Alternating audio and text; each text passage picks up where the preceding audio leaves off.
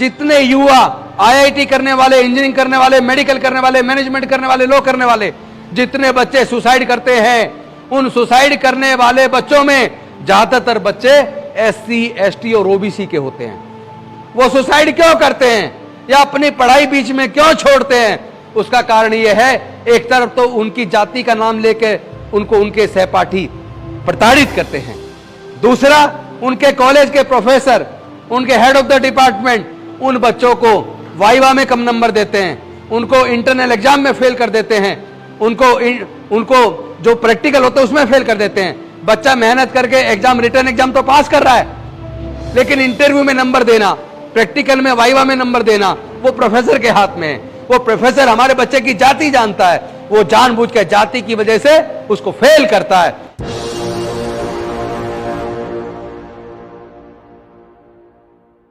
हमारे लोग लगभग 3000 साल गुलाम रहे। 3000 साल तक हमारे लोगों के पढ़ने लिखने पर धार्मिक बंदिश रही। 3000 साल तक हमारे लोगों के व्यापार करने पर धार्मिक बंदिश रही। 3000 साल तक हमारे लोगों को संपत्ति रखने पर धार्मिक बंदिश रही। और यह धार्मिक बंदिश मनुस्मृति सहित उन धर्मशास्त्रों में लिखकर यह बंदिश लगाई गई जिन धर्मशास्त्रों के हिसाब से समाज चलता था। उन्हीं धर्मशास्त्रों ने हमें इंसान मानने से ही इनकार कर दिया। उन्हीं धर्मशास्त्रों ने भारत की महिलाओं को हजारों साल तक अपमानित किया। उन्हीं धर्मशास्त्रों ने हमारी ऐसी हालत कर दी कि हम लोग दीनहीन और गरीब और बेसहाय हो गए। लेकिन ऐसे में यह तथ्य भी सबके सामने है कि बेशक इन धर्मशास्त्रों की धार्मिक बंदिश की वजह से हमारे लोगों के मंदिर में प्रवेश करने पर बेशक बंदिश रही हो, चाहे मंदिर से दूर बैठकर ही हमारे लोगों ने पूजा पाठ क्यों न की हो, लेकिन हमारे लोगों ने, हमारी बहन बेटियों ने, हमारे बुजुर्गों ने खूब पूजा पाठ किया। लेकिन इतनी पूजा पाठ करने के बावजूद हमारे लोगों को इंसानियत का दर्जा नहीं मिला। खुलेआम हमारी बहन बेटियों की इज्जत लूट ली जाती थी। और अगर हमारे समाज के लोग उसका विरोध करते थे तो हमारे युवाओं की हत्या कर दी जाती थी, हमारी बस्तियां जला दी जाती थी। इतना सब कोई 10-20-100 साल नहीं हुआ, कोई 500 और 1000 साल भी नहीं हुआ। यह हालात हमारे समाज के साथ लगभग 2000 से 3000 साल तक हुए। ऐसे में अगर कोई पैगंबर के तौर पर, हमारे समाज का भगवान के तौर पर अगर कोई निकल कर आए तो डॉक्टर बाबा साहेब अंबेडकर निकल कर आए। डॉक्टर बाबा साहेब अंबेडकर छोटी उम्र से ही वो अपमान झेलकर, उत्पीड़न झेलकर, तिरस्कार झेलकर, स्कूल के बाहर जहां लोग जूते उतारते वहां बैठकर पहले खुद पढ़े, अपमान झेलते हुए बड़े हुए, अपमान झेलते हुए विदेश पढ़ने गए। और सियाजीराव गायकवाड़ बड़ौदा के राजा थे, उनके द्वारा जो उनको वजीफा मिला, उस वजीफे से अमेरिका पढ़कर आए। शर्त यह थी कि जब बाहर से पढ़ के आओगे तो तुम्हें बड़ौदा नरेश के यहां राज में नौकरी करनी पड़ेगी। और जब वो पढ़कर आए और वहां सैनिक सचिव की उन्होंने जाकर नौकरी की तो चपड़ासी भी दूर से फाइल फेंकता था। घड़ा छूने की इजाजत नहीं थी। जब तक चपड़ासी पानी ना पिलाए तब तक पानी नहीं पी सकते थे। ऐसे हालात से निकलकर किस तरह आगे बढ़े और कितना उन्होंने शोषण पूरे जीवन झेला। जब सैनिक सचिव के तौर पर वहां नौकरी करनी शुरू की बड़ौदा के नरेश सियाजीराव गायकवाड़ के महल में, किसी ने किराए पे मकान नहीं दिया। पारसी धर्मशाला के मैनेजर ने कहा जाति छुपाओ तो हम तुम्हें रहने के लिए कमरा ज्यादा दाम लेकर दे देंगे। डॉक्टर बाबा साहेब अंबेडकर जी ने जाति छुपाने से इनकार किया, लेकिन मैनेजर ने उनकी जाति छुपाकर ज्यादा पैसे लेकर किराए पर उनको धर्मशाला में एक कमरा रहने के लिए दे दिया। लेकिन जैसे ही वहां लोगों को पता चला कि डॉक्टर अंबेडकर नाम का एक बालक क्या, तब तो युवा हो गए थे, वो अछूत जाति से है और वो यहां रह रहा है, तो उनका पूरा सामान निकालकर फेंक दिया, उनको जान से मारने की धमकी दी। तो डॉक्टर बाबा साहेब अंबेडकर जी ने सोचा कि मैं अब क्या करूं। उन्होंने सामान उठाया कि और सोचा कि अब मैं वापस बॉम्बे अपने घर जाता हूं, लेकिन उनकी ट्रेन निकल गई थी, अगली ट्रेन में टाइम था।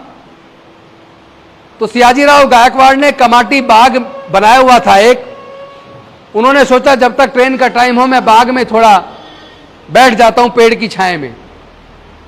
वो एक पेड़ के छाया में पेड़ के नीचे बैठ गए। यह घटना 23 सितंबर 1917 की है।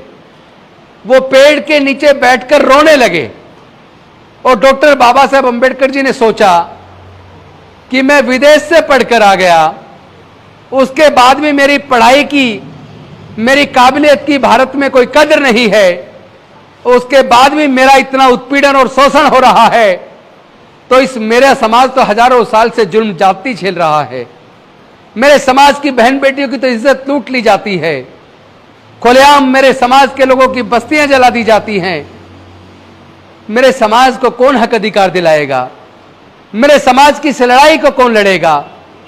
तो डॉक्टर बाबा साहेब अंबेडकर जी ने कमाटी बाग में पेड़ के नीचे बैठकर रोते हुए संकल्प लिया, 23 सितंबर 1917 को यह संकल्प लिया कि मैं अब अपना पूरा जीवन अपने देश के अछूतों, शूद्रों, पिछड़ों और वंचितों को आजादी दिलाने में और उनको उनके हक अधिकार दिलाने में अपना पूरा जीवन लगाऊंगा।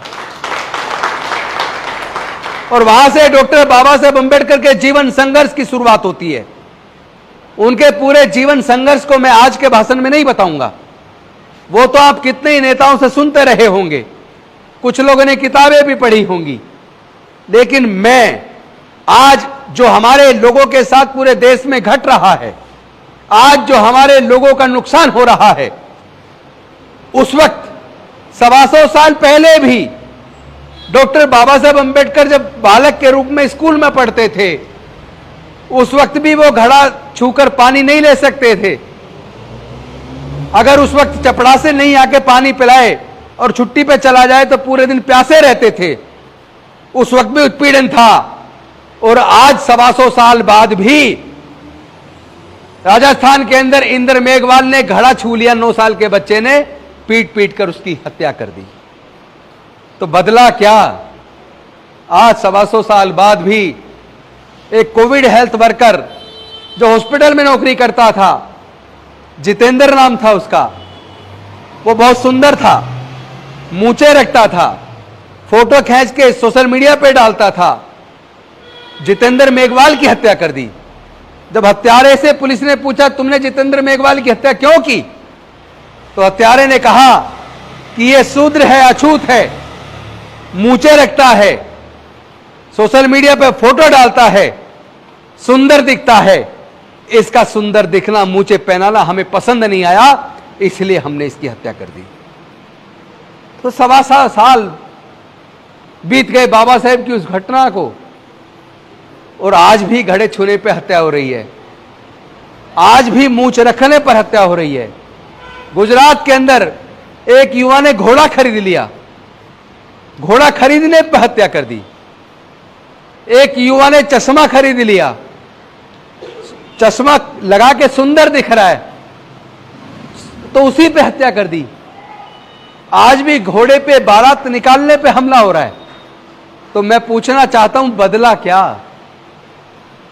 डॉक्टर बाबा साहेब अंबेडकर जी ने पूरा जीवन संघर्ष किया, और इस संघर्ष के दौरान डॉक्टर बाबा साहेब अंबेडकर के 4-5 बच्चे हुए।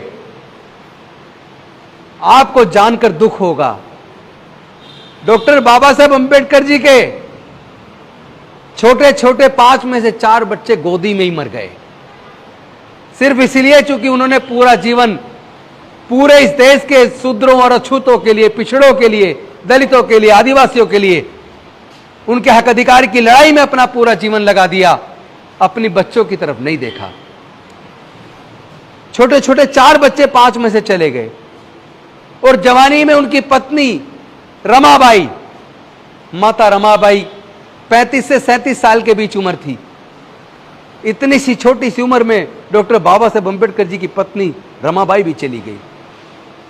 उसके बावजूद डॉक्टर बाबा साहेब अम्बेडकर जी ने हिम्मत नहीं हारी और उनके संघर्ष का नतीजा देखिए, उनके 4 बच्चे और पत्नी का बलिदान देखिए कि उनके बलिदान की वजह से हमारे 3,500 साल की ना केवल वो गुलामी तोड़ने में कामयाब हुए, ना केवल हमारे लोगों के पढ़ने लिखने के रास्ते खोल दिए, ना केवल शिक्षण संस्थानों में रिजर्वेशन देकर एजुकेशनल इंस्टीट्यूट में हमारे बच्चों के एडमिशन होने लगे, ना केवल सरकारी नौकरियां हमें मिलने लगी जो रिजर्वेशन सरकारी नौकरियों में डॉक्टर बाबा साहेब अम्बेडकर जी ने दिया, बल्कि इसके साथ साथ उन्होंने राजनीतिक प्रतिनिधित्व दिया और राजनीतिक प्रतिनिधित्व देने की वजह से हमारे लोग ग्राम प्रधान बनने लगे, जिला पंचायत सदस्य बनने लगे, निगम पार्षद बनने लगे, चेयरमैन बनने लगे, एमएलए बनने लगे, एमपी बनने लगे,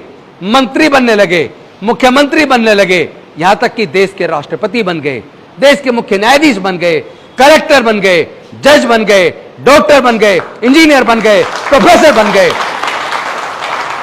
लेकिन यह सब कुछ जो हुआ, यहां तक कि उनकी कुर्बानी की वजह से मैं एमएलए बना, फिर मैं मंत्री भी बना।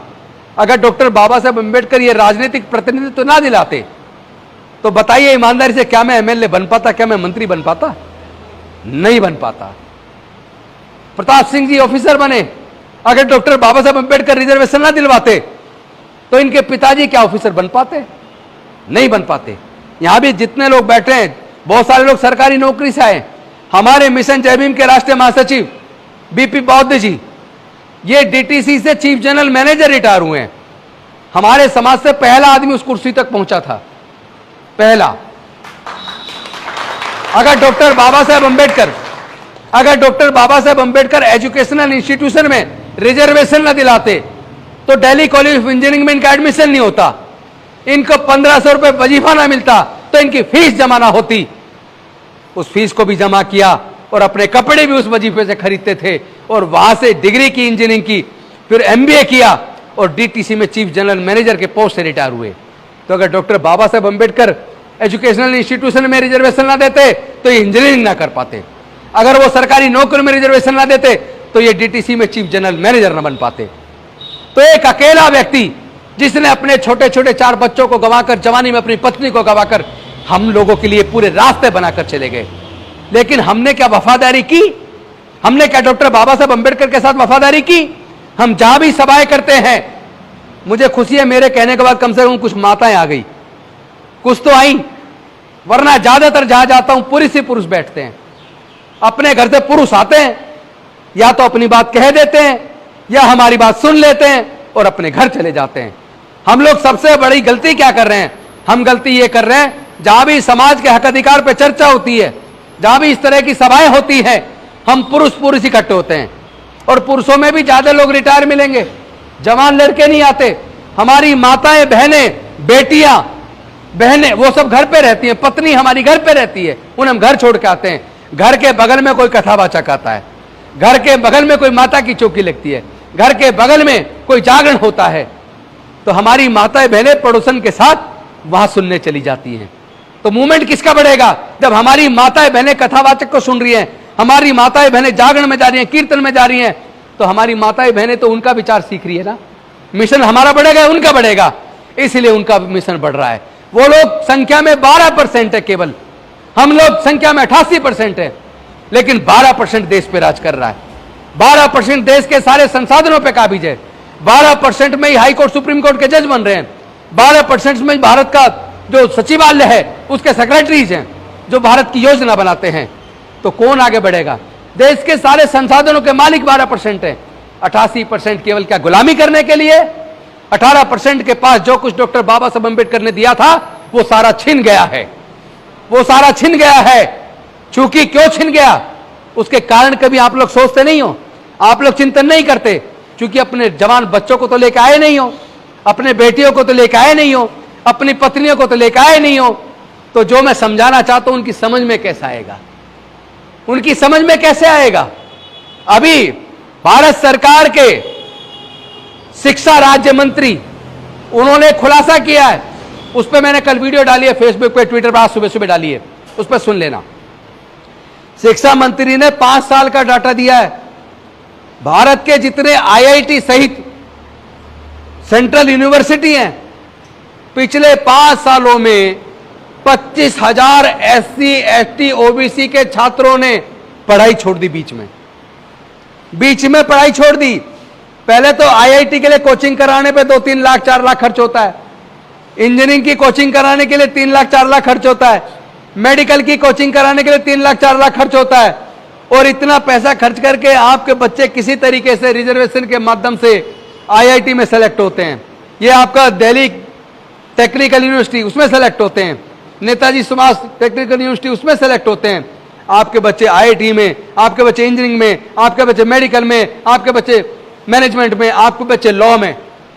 यानी पहले 3-4 लाख खर्च करके कोचिंग लेकर उस एग्जाम को पास करते हैं। एग्जाम पास करने के बाद वहां उनका एडमिशन होता है।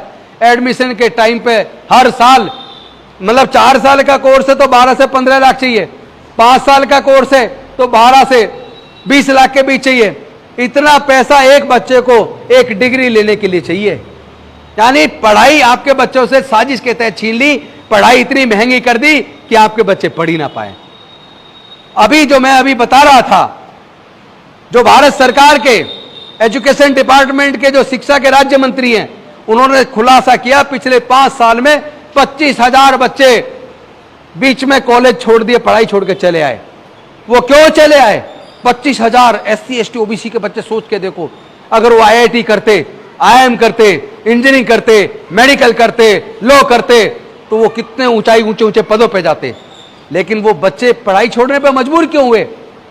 आप पूरा डाटा निकल के आया है। जितने युवा आईआईटी करने वाले, इंजीनियरिंग करने वाले, मेडिकल करने वाले, मैनेजमेंट करने वाले, लॉ करने वाले, जितने बच्चे सुसाइड करते हैं, उन सुसाइड करने वाले बच्चों में ज्यादातर बच्चे एससी एसटी और ओबीसी के होते हैं। वो सुसाइड क्यों करते हैं या अपनी पढ़ाई बीच में क्यों छोड़ते हैं? उसका कारण यह है, एक तरफ तो उनकी जाति का नाम लेके उनको उनके सहपाठी प्रताड़ित करते हैं, दूसरा उनके कॉलेज के प्रोफेसर, उनके हेड ऑफ द डिपार्टमेंट उन बच्चों को वाइवा में कम नंबर देते हैं, उनको इंटरनल एग्जाम में फेल कर देते हैं, उनको जो प्रैक्टिकल होता है उसमें फेल कर देते हैं। बच्चा मेहनत करके एग्जाम, रिटर्न एग्जाम तो पास कर रहा है, लेकिन इंटरव्यू में नंबर देना, प्रैक्टिकल में, वाइवा में नंबर देना, वो प्रोफेसर के हाथ में है। वो प्रोफेसर हमारे बच्चे की जाति जानता है, वो जानबूझ के जाति की वजह से उसको फेल करता है। जिस बच्चे का कोर्स 4 साल में पूरा होना चाहिए वो 8-8 साल में पूरा होता है। वो इतना उत्पीड़ित हो जाता है, इतना परेशान हो जाता है। एक तरफ तो बड़ी मुश्किल से कर्ज करके फीस जमा कर रहा है, और कई बार या तो फीस के पैसे अरेंज नहीं कर पाया, फर्स्ट ईयर का कर दिया, फीस जमा कर दी, सेकेंड ईयर में पहुंचा तो पैसे नहीं है, फीस जमा नहीं कर पाया, कॉलेज छोड़ दिया, या उत्पीड़न की वजह से सुसाइड कर लिया, या उसको फर्स्ट ईयर में ही फेल कर दिया, 1 साल फेल किया, दूसरी साल फेल किया तो कॉलेज छोड़ देता है। यानी इतना उत्पीड़न हमारे युवाओं के साथ, हमारी बहन बेटियों के साथ, जो हमारी छोटी बच्चियां कॉलेज में जा रही हैं, सेंट्रल यूनिवर्सिटी में जा रही हैं, आईआईटी में जा रही हैं, मेडिकल में जा रही हैं, लॉ में जा रही हैं, जब उनका उत्पीड़न होता है, बच्चों को फेल कर दिया जाता है। यहां तो माँ बाप सोचता है फेल क्यों हुआ, और बच्चा यहां घुटन हो रही है, उसके दिमाग पे प्रेशर डल रहा है। एक तरफ माँ बाप कह रहे तूने नहीं पढ़ा होगा, ऊपर से हमारा प्रोफेसर उसको पढ़ने के बावजूद फेल कर रहा है, तीसरा उसके सहपाठी उसको जाति का नाम लेके उत्पीड़ित कर रहे हैं। वो बच्चा बेचारा अंदर अंदर उसके घुटन होती है, उसके दिमाग पे इतना प्रेशर हो जाता है, वो बच्चा सुसाइड कर लेता है। एक तो प्रेशर ये माँ बाप ने कर्ज करके कोचिंग कराई, दूसरा प्रेशर ये माँ बाप ने कर्ज करके उसकी फीस जमा कराई, दूसरा प्रेशर ये अगली बार फीस जमा करने के पैसे नहीं है, और तीसरा प्रेशर ये उसको टीचर ने फेल कर दिया, और चौथा प्रेशर ये कि बच्चे उसके सहपाठी उसको जाति सूचक शब्द बोल के अपमानित करते हैं। बच्चा कितना झेलेगा आखिर, कितना झेलेगा आखिर? वो दर्द उसको कंपेल करता है या तो पढ़ाई छोड़ने के लिए या सुसाइड करने के लिए। इस तरह हमारे युवा सुसाइड कर रहे हैं, कॉलेज बीच में छोड़ रहे हैं, और ऊपर से सरकारों ने साजिश करके जानबूझ के हमारे बच्चे पहले सरकारी स्कूलों से, सरकारी कॉलेजों से पढ़ के जाया करते थे। जैसे ये सरकारी इंजीनियरिंग कॉलेज से पढ़ के आ गए, जेब से 1 रुपया माँ बाप ने खर्च नहीं किया, पूरा पैसा वजीफे से ही काम चल गया। और आज ना तो वजीफा है, ना माँ बाप पे पैसा है। एक तरफ तो प्राइमरी स्कूल, सरकारी जो स्कूल है 12वीं तक के, उनको इतना कमजोर कर दिया पूरे देश में। वहां पे मिड डे मील 1-1 घंटे उसमें बर्बाद होता है। और पूरे देश के अंदर सरकारी स्कूल में टीचर की भर्ती नहीं कर रहे, टीचर नहीं है। जहां 100 टीचर चाहिए वहां पे 15-20 टीचर हैं, पढ़ने का माहौल नहीं है। आदमी सोचता है यहां से पढ़ के तो कुछ बन नहीं पाएगा, अगर थोड़ा बहुत कर्ज वर्ज करके कैसे प्राइवेट में पढ़ा लो। अब प्राइवेट के अंदर भी देखो, मजे की बात है, आपके बच्चे प्राइवेट में पढ़ रहे होंगे। जो मध्यम दर्जे के प्राइवेट स्कूल हैं, उन प्राइवेट स्कूल में एक बच्चे की फीस का खर्चा, उसका आने जाने का, ट्रांसपोर्ट का खर्चा, उसका ट्यूशन का खर्चा, उसका वर्दी का खर्चा, उसका किताबों का खर्चा, सारे खर्चे जोड़ लें, एक बच्चे को पब्लिक स्कूल में, मध्यम दर्जे के पब्लिक स्कूल में पढ़ाने के लिए 8 से 10 हजार रुपया चाहिए। चाहिए कि नहीं चाहिए? और हर परिवार में कम से कम 2 बच्चे हैं, तो 2 बच्चों को केवल पढ़ाने के लिए एक माँ बाप को कम से कम 15 से 20 हजार रुपया चाहिए। और हमारे पूरे SC, ST, OBC के 99% लोग ऐसे हैं, अगर पूरे देश के उनका सर्वे किया जाए, उनके पूरे परिवार की इनकम जोड़ ली जाए, तो पूरे परिवार की इनकम जोड़ने के बाद उनके घर में 5,000 से 20,000 के बीच 99% SC, ST, OBC के लोग 5,000 से 20,000 के बीच पूरे महीने में कमाते हैं। तो जिनके पूरे महीने की, पूरे परिवार की कमाई 5,000 से 20,000 रुपए के बीच है, मैं आप सबसे पूछना चाहता हूं, क्या 5,000 से 20,000 रुपए महीना कमाने वाले परिवार अपने 2 बच्चों के पढ़ाने पर, प्राइवेट स्कूल में पढ़ाने कर, क्या 15 से 20,000 रुपए का खर्चा उठा सकते हैं? क्या उठा पाएंगे? क्या नहीं उठा सकते ना? तो मजबूरी में कहां पढ़ाएंगे? सरकारी स्कूल में। और सरकारी स्कूलों को जानबूझकर सरकारों ने कमजोर किया। उन्होंने सोचा कि जब से डॉक्टर बाबा साहब अम्बेडकर ने इनके पढ़ने के रास्ते खोल दिए, जब से इनको एजुकेशनल इंस्टीट्यूशन में रिजर्वेशन दे दिया, जब से सरकारी नौकरी में इनको रिजर्वेशन दे दिया, जब से इनको पॉलिटिकल रिजर्वेशन दे दिया, तब से इनके बच्चे गरीब परिवारों के, जो हमारे घर के सामने चप्पल पहन के नहीं निकल सकते थे, हमारे सामने खाट पर नहीं बैठ सकते थे, वो बच्चे जज, engineer, doctor, collector, scientist, professor बन रहे हैं, हमारे बराबर में बैठ रहे हैं, हमारे ऊपर अफसर बन के आ रहे हैं। आज वो जुल्म के खिलाफ बोलने लगे हैं, एट्रोसिटी एक्ट में मुकदमा दर्ज कराने लगे हैं। तो उन लोगों ने साजिश रची कि दोबारा इनसे शिक्षा छीन लो, दोबारा इनसे शिक्षा छीन लो, एक हाथ से शिक्षा छीन लो और दूसरे हाथ से इनकी नौकरी छीन लो। उन्होंने षड्यंत्र किया, लेकिन इस षड्यंत्र में बाधा क्या थी? बाधा यह थी, डॉक्टर अंबेडकर देकर गए 1 मैन 1 वोट 1 वोट 1 वैल्यू, यानी हर आदमी को, सबको 1 वोट दे गए। अब सरकार तो चुनने के लिए वोट चाहिए, अब वोट ज्यादातर यही लोग डालते हैं, तो इनकी वोट अगर चाहिए तो फिर अब एजुकेशन पे दोबारा तो बंदिश नहीं लगा सकते, नौकरी पे दोबारा बंदिश तो नहीं लगा सकते। लेकिन वो इतने सातिर हैं, इतने सातिर हैं, उन्होंने षड्यंत्र किया। उन्होंने क्या किया? आपकी पढ़ाई वैसे बंद नहीं की, बंदिश, धार्मिक बंदिश वाली काम नहीं किया, बल्कि पढ़ाई इतनी महंगी कर दी कि आप अपने आप पैसे के अभाव में अपना पढ़ाई छोड़ दो। ऊपर से स्कूल में, कॉलेज में उसको उत्पीड़ित करो कि बच्चा परेशान होकर पढ़ाई छोड़ दे। तो आपके बच्चों से उन्होंने पढ़ाई को साजिश के तहत छीन लिया। और दूसरी तरफ सरकारी जो संस्थान थे वो प्राइवेटाइज कर दिए, इंडियन रेलवे बेच दिया, बैंक बेच दिए, इंश्योरेंस कंपनी बेच दी, एयरपोर्ट बेच दिए, एयर इंडिया बेच दिया, बाल्को बेच दिया, नालको बेच दिया, आईटीडीसी के होटल बेच दिए, एक एक करके देश के सारे संस्थान बेच दिए। और जो जो प्राइवेटाइज हो गया, जो जो सरकार को क्रम बिक गया, वहां आपका रिजर्वेशन खत्म, वहां आपकी नौकरी खत्म। यानी हमारे घर में जो थोड़ी बहुत तरक्की, खुशहाली आई, हम जो इतने अच्छे अच्छे कपड़े पहने बैठे हैं, हमारे जो पक्के मकान बने हुए हैं, अगर यकीन मानो, ईमानदारी से बताओ, अगर आपके पति की, आपके भाई की, आपके बेटे की अगर सरकारी नौकरी ना लगी होती, क्या ये पक्के मकान हमारे बन जाते? क्या नहीं बन पाते ना? ये डॉक्टर बाबा साहब अम्बेडकर की देन है। आज जो हमारे पक्के मकान हैं, आज जो हम नौकरियों में आए हैं, आज जो MP MLA मंत्री बने हैं, आज जो जज, engineer, doctor, collector, scientist, professor बने हैं, ये सब बाबा साहब की कुर्बानी की वजह से बने। लेकिन क्या भविष्य में बन पाएंगे? क्या भविष्य में बन पाएंगे? भविष्य में नहीं बन पाएंगे, क्योंकि महंगी पढ़ाई करके उन्होंने पढ़ाई छीन ली और सरकारी संस्थानों को प्राइवेटाइज करके सरकारी नौकरी छीन ली। अब दोबारा से गुलामी आने वाली है, यकीन मानिए। आप खुद सोच लो, अपने आस पड़ोस में देख लो, अपने बच्चों को देख लो, और खुद मैं कह रहा हूं, आप अब से पूरे 40 साल पीछे जाओ। 40 साल पहले आपके गली मोहल्ले से जवान लड़कों की, लड़कियों की सरकारी नौकरियां लगती देखी होंगी आपने। जितनी सरकारी नौकरी तब लगती थी, आज पिछले 5 साल का आंकड़ा उठा के देख लो, क्या अब इतनी सरकारी नौकरी लगती है क्या जितनी पहले लगती थी? नहीं लगती ना। तो नौकरी तो आपकी बंद हो गई, पढ़ाई महंगी करके पढ़ाई छीन ली, और इतना पैसा आपकी जेब में नहीं है कि आप व्यापार कर लो। व्यापार करने के लिए बहुत बड़ा पैसा चाहिए, वो आप पे है नहीं, और सरकारें आपको लोन भी नहीं देती। बैंक भी इतनी शर्तें लगा देते हैं कि आप वो शर्तें पूरे नहीं कर पाते, आपको लोन भी नहीं मिलता कि आप अपना व्यवसाय कर लो। तो जब आप अपना व्यवसाय कर पाओगे, ना बच्चों को पढ़ा पाओगे, ना आपकी नौकरियां लगेंगी, तो आपका आने वाला भविष्य क्या है? क्या ये सच नहीं है आपके आने वाले बच्चे गुलाम होने वाले हैं? और इस गुलामी का कारण क्या है? इस गुलामी का कारण यह है कि जब ये कावड़ लेने लोग जाते हैं, कभी सर्वे करके देखना, कावड़ लेने जितने बच्चे जाते हैं 99% SC ST आदिवासी के बच्चे, OBC के बच्चे जाते हैं। क्यों जा रहे हो भाई?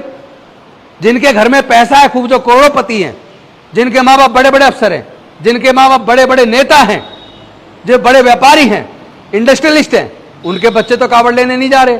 तो फिर गरीबों के बच्चे क्यों जा रहे हैं? जो बच्चा कॉलेज में स्कूल में पढ़ रहा है वो 15 दिन की छुट्टी लेता है स्कूल कॉलेज की, पढ़ाई मारी जाती है तब जाता है। और जो प्राइवेट फैक्ट्री में नौकरी कर रहा है वो 15 दिन की छुट्टी लेता है फैक्ट्री से, तब कावड़ जाता है। कावड़ जाने में 15-20 हज़ार खर्च करता है, और जो जितने दिन की छुट्टी होती है उतने दिन की तनख्वाह मारी जाती है 15 दिन की, यानी उसका तो महीने भर की तनख्वाह गई।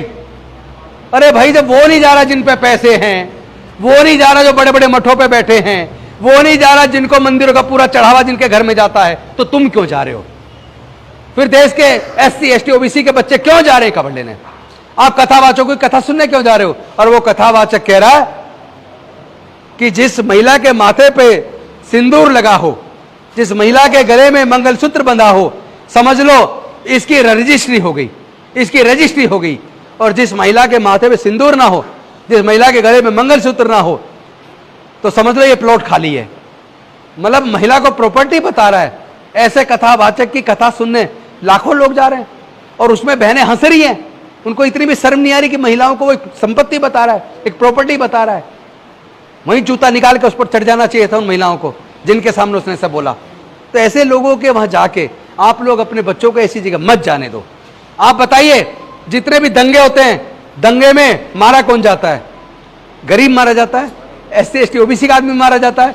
और दंगे में मारने के बाद जो जो जेल जाता है उसका भी सर्वे करके देख लेना, जेल जाने वाला भी SC ST OBC का आदमी मिलेगा। कोई भी जो ये सारे दंगे करने का षड्यंत्र करता है वो ऐसी रूम में बैठा है, उस पर मुकदमा दर्ज नहीं होता, वो जेल नहीं जाता, ना वो मारा जाता। मारा भी हमारा आदमी जाएगा, जेल भी हमारा आदमी जाएगा, बर्बाद भी हमारा आदमी होगा। तो मैं पूछना चाहता हूं, जब हमारे लोगों पर उत्पीड़न होता है, हमारी बहन बेटी की इज्जत लूटती है, क्या कोई RSS, बजरंग दल, विश्व हिंदू परिषद हमारे मुद्दों पे कभी प्रदर्शन करती देखी आपने? कभी देखी आपने? नहीं देखी ना। तो फिर हमारे लोग बजरंग दल, RSS, विश्व हिंदू परिषद में क्यों जाते हैं? क्यों जाते हैं हमारे लोग? इसीलिए मैं आया हूं आपके बीच। अपने लोगों को एकजुट करो, पूरे देश के अंदर अपने लोगों को एकजुट करके अपने हक अधिकार की लड़ाई को लड़ना है। जिस तरह डॉक्टर बाबा साहब अम्बेडकर ने हमारे हक अधिकार दिलाए थे, हमने भी संकल्प किया हम अपना पूरा जीवन अपने बच्चों को जो अधिकार छीने उन्हें वापस देने में लगाएंगे, हम उन्हें वापस देने में लगाएंगे। हमने इसीलिए मंत्री पद की कुर्सी त्यागी है कि अगर ये मंत्री पद की कुर्सी हमारे समाज की लड़ाई लड़ने में बाधा बनेगी तो हमें ऐसी कुर्सी नहीं चाहिए। हम अपने समाज की लड़ाई को डॉक्टर बाबा साहब अम्बेडकर के तरीके से लड़ेंगे, हम लड़ेंगे भी, हम जीतेंगे भी। लेकिन मुझे इस बात का दुख है, मैं जहां भी जाता हूं ज्यादातर जगह पर बुजुर्ग लोग सुनने आते हैं, थोड़े बहुत युवा आते हैं। यूपी में आजकल काफी यूथ आने लगे हैं सुनने, इसलिए यूपी में आंदोलन खड़ा हो रहा है, मध्य प्रदेश में आंदोलन खड़ा हो रहा है, राजस्थान में आंदोलन खड़ा हो रहा है, गुजरात में आंदोलन खड़ा हो रहा है। क्योंकि वहां सभाओं में यूथ काफी मात्रा में आ रहा है, वहां सभाओं में अब बहन बेटियां आने लगी हैं। तो जब तक हमारी बहन बेटियां, हमारी माताएं, हमारी पत्नी, जब तक हमारे भाई यूथ मीटिंगों में नहीं आएंगे तब तक ये लड़ाई हम जीत नहीं पाएंगे। मैं कहना चाहता हूं, जहां पाते हो अपने यूथ को, अपने बच्चों को, अपने बेटियों को, अपने बेटों को, अपनी बहुओं को साथ लेकर आओ। ये भी तो बहू है, ये तो तुम्हारे ही की बहू है, खेड़ा खुर्द की तो बहू है ये। अगर ये बहू आ सकते हैं समाज में आकर अपने लोगों को समझाने के लिए काम कर सकती है, आप नहीं कर सकते क्या? तो आपको भी अपनी बहन बेटियों को बाहर घर से बाहर निकालना पड़ेगा। अगर इस लड़ाई को लड़ना है, अकेले नहीं लड़ सकते। आधी जनसंख्या तो महिला है ना, तो 50% तो आपने घर ही छोड़ दी, आधी ताकत तो आपने वैसे ही खत्म कर दी, और साथ में अपने युवा, अपने बच्चे भी घर छोड़ दिए। आप 10 रह गए, 15 रह गए, 20 रह गए, तो 20% से थोड़ा जंग जीती जाएगी। वो लोग पूरी ताकत के साथ एकजुट होकर लड़ रहे हैं, क्योंकि उन्हें पता उनकी संख्या कम है, वो 12% है। हम लोग अपनी ताकत का इस्तेमाल नहीं कर रहे, एकजुट नहीं कर रहे, हम लोग जाति में बटे हैं। अरे हमारे साथ जो उत्पीड़न होता है जाति की वजह से होता है ना, जाति की वजह से उत्पीड़न होता है नहीं, ये सच बताओ। हमारे साथ जो उत्पीड़न होता है वो जाति की वजह से होता है नहीं होता? तो अगर जाति की वजह से होता है, इसका मतलब जब तक जाति जिंदे रहेगी तब तक जातिगत उत्पीड़न रहेगा नहीं रहेगा? तो फिर जाति को जिंदा क्यों रखे हो? फिर जाति को छोड़ क्यों नहीं देते? हम क्या आपस में रोटी बेटी का रिश्ता कर रहे हैं? क्या हम अपने आपस में जातिवाद नहीं कर रहे? कोई कह रहा है ये चमरजुला है, कोई कह रहा है चमार है, कोई कह रहा है जाटव है, कोई कह रहा है वाल्मीकि है, कोई कह रहा है धानुक है, कोई कह रहा है ये कोली है, कोई कह रहा है कंजर है, कोई कह रहा है नट है, कोई कह रहा है खटीक है। अरे हम ही जाति में बटे हुए हैं तो फिर लड़ाई जीतेंगे कैसे? इन जातियों को छोड़ने का समय आ गया है। जाति छोड़ो समाज जोड़ो, जाति छोड़ो समाज जोड़ो। डॉक्टर बाबा साहब अंबेडकर जी ने बुद्ध का धम्म क्यों अपनाया? क्योंकि बुद्ध का धम्म वो धर्म नहीं है, वो हिंदू मुस्लिम सिख ईसाई की तरह धर्म नहीं है। हम किसी का धर्म परिवर्तन की बात नहीं कर रहे, हम तो ये कह रहे हैं कि डॉक्टर बाबा साहब अंबेडकर जी ने बुद्ध का धम्म इसलिए अपनाया, बुद्ध के धम्म में कोई पाखंड नहीं है, कोई अंधविश्वास नहीं है, कोई चमत्कार नहीं है, कोई पूजा पाठ नहीं है, कोई किसी का उत्पीड़न नहीं है, कोई जाति नहीं है, कोई ऊंच नीच नहीं है, कोई छोटा बड़ा नहीं है। बुद्ध के धम्म में सब बराबर है। बुद्ध का धम्म वैज्ञानिक दृष्टिकोण से चलता है। बुद्ध का धम्म कहता है कि किसी भी बात को मानने से पहले सोचो विचारो, अपने बुद्धि विवेक की कसौटी पे कस के देखो, और आपका दिल कहे परखने के बाद कि ये बात सही है, तब उस बात को मानो। इसलिए डॉक्टर बाबा साहब अम्बेडकर ने कहा था मैं पूरे बहुजन समाज को अब बौद्ध धर्म की तरफ लेके जाऊंगा, बौद्ध बनाऊंगा। लेकिन जिस दिन उन्होंने दीक्षा ली, 1 महीना 22 दिन बाद डॉक्टर बाबा साहब अम्बेडकर हमारे बीच से चले गए और उनका काम अधूरा रह गया। अगर हम डॉक्टर बाबा साहब अम्बेडकर के सच्चे सिपाही हैं, अगर हम बाबा साहब के बच्चे हैं, तो हम डॉक्टर बाबा साहब अम्बेडकर का सपना पूरा करेंगे। हम जातियों को छोड़ेंगे, समाज को जोड़ेंगे और बड़े बड़े बौद्ध सम्मेलन करेंगे। हम सब लोग तार्किक बनेंगे, हम सब लोग अंधविश्वास पाखंडवाद को छोड़कर बाबा साहब के बताए धम्म पर, क्योंकि बुद्ध का धर्म बिल्कुल ऐसे जैसे अनेकों नदियां अलग अलग नाम से जानी जाती है। कोई गंगा है, कोई यमुना है, कोई ब्रह्मपुत्र है, कोई सतलुज है, कोई गोदावरी है, कोई कावेरी है, कोई नर्मदा है, लेकिन सारी जाके गिरती समुद्र में है। समुद्र में गिरने के बाद कोई उसमें से एक लोटा पानी निकाल के क्या ये बता सकता है ये कौन सी नदी का पानी है? समुद्र में से पानी निकाल के क्या कोई बता सकता है किस नदी का पानी है? नहीं बता सकता ना।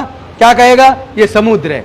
उसी प्रकार हम विभिन्न जाति को छोड़ के जब बौद्ध बनेंगे तो फिर हमारी कोई जाति नहीं होगी, हम सब बौद्ध होंगे। जातियों से छुटकारा मिल जाएगा, और जब जाति से छुटकारा मिलेगा तो जातिगत उत्पीड़न से भी छुटकारा मिलेगा। इसी संदेश के साथ अभी आने वाली 26 अगस्त को हम दिल्ली के अंदर जो अपना ये शाह ऑडिटोरियम है, उसमें मिशन जय भीम का 3रा स्थापना दिवस है।